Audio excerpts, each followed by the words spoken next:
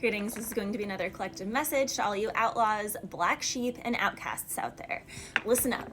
You've got people who have tried to exclude you since the age of dawn. Think about it. In elementary school, middle school, high school, even in your adult years. Me in my 30s now. People that just try and exclude you. And they do it in the most passive, covert ways, like including you, like inviting you out to that party or that club or that thing, but taking a group photo and oops, you just didn't make it in the group photo, I guess. What a coincidence. I guess that's convenient for them. Like, you've got people, I just want you guys to know, if you have any thought or feeling in your gut where you're like, listen to your gut. That's literally God, universe, spirit, whatever you want to call it, telling you to listen to your gut, because it's letting you know something. It's letting you know some things. It's letting you know that you aren't included in that group. You're not included in that group because you're just not on the same frequency as them. Like, for example, years ago, like in 2016, I had a personal trainer, was at a gym, and there were a ton of couples there that were just kind of weird to me, and I was like, okay, I'm just in my lane. I'm not flirting with your husbands. I'm not doing anything. I'm literally just doing my personal trainer's thing that he's having me do. And yet they were all like very weird and gossipy about me. Yet now all those people are divorced, miserable, and staring at my page and being weird 8 years later. Anywho, it's like that. So it's like the groups that try to exclude you aren't even going to be friends in a couple years anyway, or they're going to be separated. Like, if it's a company that tried to exclude you, not give you the promotion, but they gave the others the promotion, if it's a family group or whatever it is, whatever your situation, whatever your little, community is, where they wanted to kind of exile you, exclude you, or include you, but kind of exclude you, but kind of yank you over this way and kind of yank you over that way and kind of pass you around, play some hot potato. They wanted to see you struggle. It's like now they're in the struggle, or they're about to be. Now they are all kind of against each other. They also were miserable the whole time. And it's funny because a lot of them were trying to make fun of you by being like, oh, they're so naive. Oh, they're so happy. Oh, they live in their little happy little bubble. They live in their own little, fantasy world. And it's like, no, you've just actually been through some things. So you know that when you get a flat tire, you break a nail, or they get your order wrong, it's not the end of the world. It's not anything bad happening to you. So you go on with grace, you have compassion, you carry about your day. Because when you've actually had people try to you operate differently. When those things happen, you have more grace. You understand that life isn't all just, and this is the thing, like, it's people around you that are like, life isn't always so happy, life isn't always so fair. And you're like, I know. And you could list off a thing of 20 horrible things that happened to you that day. And then they're going to be like, but why are you complaining? Why are you complaining? And it's like, I'm not complaining. I'm just letting you know my life isn't all happy rainbows and butterflies like you think it is, and like I pretend it to be, because I'm not pretending. I'm just having grace for the facts of life. Like, you roll with life, you flow with life. You know that life is not always up. Sometimes it's down. You understand that the valleys make the peaks more rich, more fulfilling, more depth, more enjoyment there. So instead of like dreading or complaining or telling everybody when things are down, you're just like, oh, okay, it's just one of those days. And tomorrow's going to be another day. So, okay, whatever. Like, you just carry on. And it's funny because there's these miserable people are like trying to make it out like you're living in this certain way when you're actually just like present. You're fully present with life. So you get a different life experience, which is really why you had to be excluded from that group. That's why God, Spirit, Universe excluded you from that group, because you weren't included in them. You experience life differently. You're present with the moment. They're too far in the past or in the future or both. They're not here. They're not here. They're there.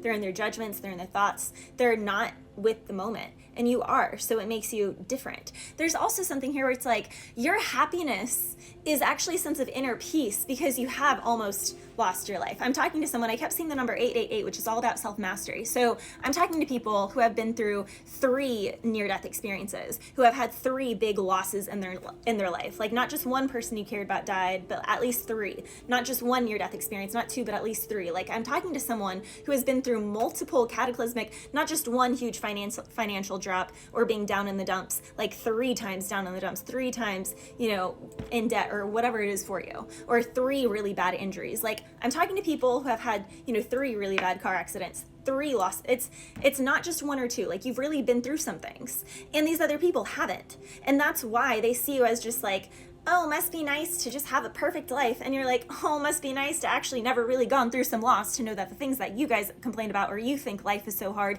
is actually like a blip, is like a 1-inch, 2-inch little grove in the dirt when I've gone all the way down to China and back 3 freaking times, but that's also why I don't have to tell the world about it. And I may not wear it or look like I've been through it because I've transmuted it, I've understood it, and I have an appreciation that life isn't always perfect. It's like someone here has been through, like Job in the Bible, like he had a ton of losses and then his house and then lost all his children. It's like, but God graced him with tenfold beyond of all of that years later because he had faith and he kept faithful and he stayed pure in his intentions. So it's like, then I was also channeling the cartoon movie We're Back. So you could be going back somewhere, you could be coming back to a place. Like I said, all those people from that gym are like watching my pages now and like watching my stories. And I'm like, why is this whole gaggle of people from 8 years ago like obsessed? So you could have people that are like, energetically, we're back, like they're trying to stick their nose in your business, trying to see what's up with you, what have you been up to, is the gossip true, is this, like there's just weird just, and then I was also hearing you again.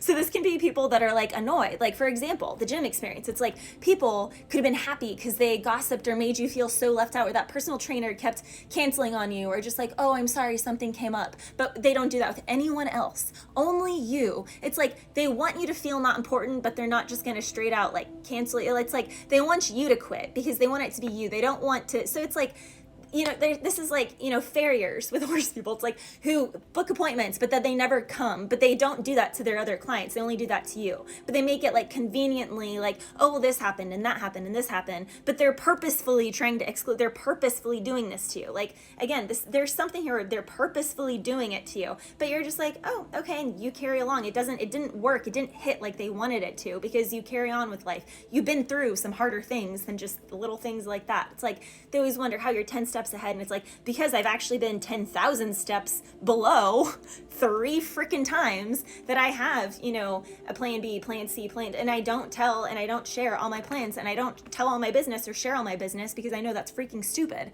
So there's something here where it's like people are mad that you're smarter, wiser, but like I said with the whole gym situation, this can be people who 8 years, 10 years ago, they're mad because they look and they were like, oh, certainly that person would stop lifting by now. And it's like they go to your story and you're like doing cleans and snatches and deadlifts, and you're like doing all the lifts, and you look better now than you looked then. I know that's the case for me, at least.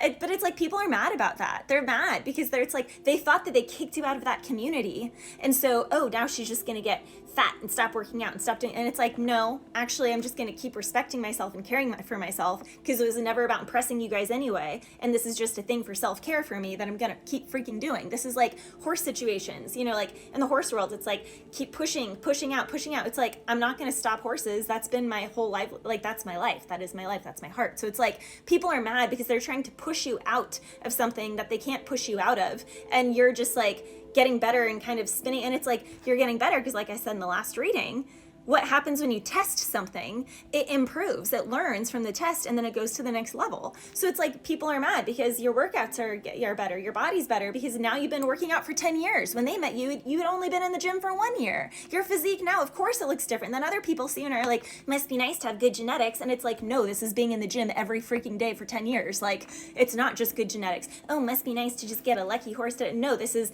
riding and training horses for 35 freaking years and multiple horses off the track and babies and stuff. Like, no, it's not luck, it's not this, but it's like people don't want to acknowledge that. So talking to you all, it's okay if you're going through a period of hermit mode, of just chop wood, carry water, chop wood, carry water. Because again, 888 is all about self-mastery. This is a time period where God is going to be pruning people from your life and creating, in winter, what happens? Everything dies and you clear everything out so that you can plant new seeds in the spring. So there's something here where instead of wondering or having FOMO or fear of missing out, it's like have gratefulness of missing out, because first of all, you're not really missing out at all. And secondly, your happiness, your joy, your bliss, again, comes from the fact that you have gone through such tumultuous, such traumatic experiences, and God has carried you through to those other sides. So you understand why you have faith, and you have compassion why other people who haven't yet had experiences like that where they've met God face to face at least 3 times,